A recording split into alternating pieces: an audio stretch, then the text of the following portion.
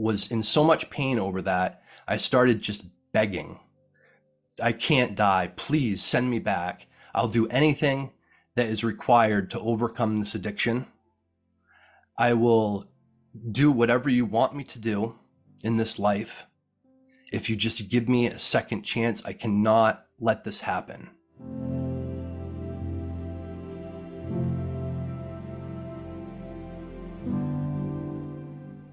So my name is Brandon Densmore, and I live in Union, Maine.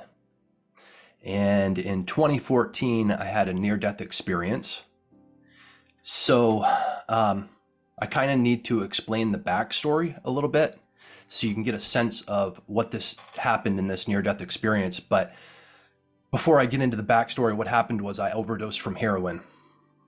When I was 8 years old, I was sexually molested, and that kind of really affected my self-esteem and my self-concept, who I believed I was.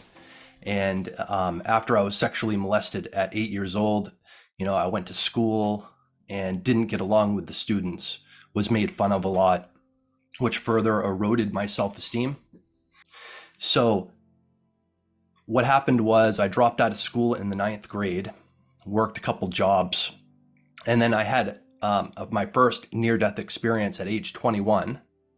I was in a fist fight and kicked in the head 3 times with steel-toed boots. So I was in a fist fight. I didn't realize it at the time, but the guy was a 3rd-degree black belt, and he really kicked my head. I went to the doctor the next day, and he said that if there had been 3 more pounds of pressure behind that kick, I would have been dead. What happened in that near-death experience when I was 21 years old was complete blackout, nothingness. Like, it's hard to describe nothingness because we don't really experience it in our lives, but it was just the absence of everything. And after that first near-death experience, I started really questioning my identity. Who am I? Where am I going? What's the meaning of life? I started researching different spiritual topics and self-help books. I was reading everything that I could get my hands on. So I really, up to that point, really believed that I was stupid. I dropped out in 9th grade. I absolutely hated school. And after that first near-death experience, I discovered that I had a passion for learning. Like, I really loved learning these different concepts about self-development and spirituality. So I went and got my GED, which is a high school equivalent. And after that, I went on this educational journey. I enrolled in a community college, and I studied, and ended up getting a 4.0 GPA, a perfect grade point average. Aced both classes. Then after that, I applied to be a student at Vassar full-time, where I got a full scholarship and a 4-year degree in philosophy. But during this whole educational experience, after that first NDE, I was absolutely dependent on opiate substances. Okay, 2014. I'm in my mother's apartment, and I'm waiting. This is after graduation from Vassar. I'm waiting for this person to show up. I had been in withdrawals for 3 days. Absolute misery. The voices in my mind, the negative thinking, all of the problems that were in my life were just shouting at me. And all of the resentments that I had for the different people in my life throughout my history were there. And my body was sick. And I was just restless, moving around, uncomfortable. Is this guy ever going to show up? Checking my clock. And then all of a sudden there's a knock at the door, and the guy brings me the heroin. So I do the heroin, and finally the nightmare is over. Finally, I can just relax after being 3 days in complete turmoil. And it feels good. And all of a sudden, I realize that I'm dying. And then I'm standing beside myself, looking at my body, and wondering, what was the point of my life? Like, why did I have this Why was I sexually molested? Why did I have all these experiences in school and overcome believing that I was stupid and discovered that I had a passion for learning and then went on this educational journey, got a full scholarship? Why did all this happen? Here I am dead. And I'm looking at myself and I'm just contemplating, what was the point of it all? And then all of a sudden I felt a presence, and it was there in the room with me. And I didn't see any kind of a spirit. I didn't see God or anything. It was just this feeling that I wasn't alone. And all of a sudden, I was transported into another world where it was like the future. So I was shown the future that never would happen because I was dead. All of the people that I would never meet, all the difference that I would never make in these people's lives, the woman that I would never marry, the son that I would never have, like all of this stuff. And then I was shown all of the people that were affected by my death, and the family members, the friends, the memorial, all of that, the crying, the weeping. And then I was shown this image, and it's burned in my mind and I'll never forget it. My mother coming into her apartment, finding my dead body on her couch with pus running out of my mouth. And she was screaming, "My baby, my baby, my baby, no, God, no." She had had all of those memories of raising me as a tender little child, of loving me deeply and sacrificing her time and energy raising me, and just the sorrow and the pain that it caused, her finding her little baby on the couch with pus running out of his mouth. So then I'm back in the room, standing next to my body again, and I hear this voice, and it's a very matter-of-fact voice, and it wasn't this booming voice of God. It wasn't a whisper. It was just a very matter-of-fact, direct statement. And it said, "Now your life is over and you wasted it." And it was like a kick in the stomach.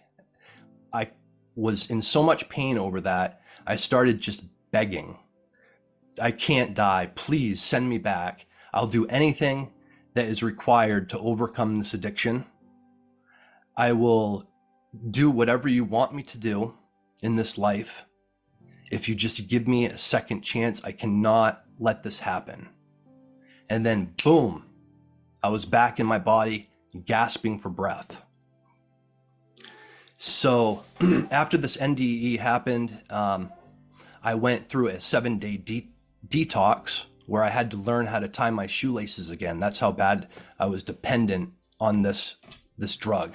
And I went through a spiritual refinement process where I had to learn how to rid myself of this limiting thinking, the negative beliefs, the inner chatter, the resentments that I had. I needed to confront all of these different fears, and went through a process for a few years. And then, long story short, it's 10 years later, and I went from having a little crappy apartment, no money in the bank, surrounded by false friends, living in a crappy apartment, no vehicle, brokenhearted, negative self-thinking, insecurity, full of resentment. All of this, I went from that, I went through a spiritual refinement process, and now I own my own house. I bought my own car. I have a garden. I'm married to the woman of my dreams. I just had a son. He's 7 months old, who I love. He's amazing. I have real friends. I'm experiencing more and more confidence because I would have never have come on a show like this and explained this kind of thing when I was in that addiction. More inner peace. I was able to let go of all the weight of the resentments that I had for the person that molested me, and not only him, but many others in my life that I felt had wronged me in some way. I was able to correct the mistakes of my past. Well, first of all, let me back up. That near-death experience taught me that your choices matter, and you can make one choice that will totally put you on a different trajectory in life. That really will create a whole new reality just from one choice. And that choice for me was, number one, I went into detox right after that near-death experience to get the drug out of my system. And when I was in the detox, the doctor said people who are addicted to opiates have a 99% probability of going back out and becoming reattached to the drug, right? And they offered me a Suboxone medication, which is an opiate replacement therapy. And in that moment, I'm in withdrawals because I'm in detox. And this would make me feel a lot better. But it was an opiate. So I said, no, I'm all set. And I'm not a doctor, you know, I can't give medical advice. But I'm glad that from my own experience that I said no to that medication. And that one choice, I'm still free. You know, I'm free from the drugs. I'm free from the opiates. That one choice of saying no to that medication resulted in where I am now. So our choices matter.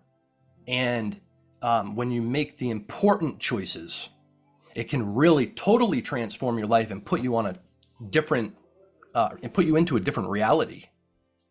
I would recommend that people learn how to become their own best friend instead of their own worst enemy. So learning how to let go of resentments from the past, because that's like a weight that constantly is in the background of the mind, and it colors everything, your whole reality that you experience every day.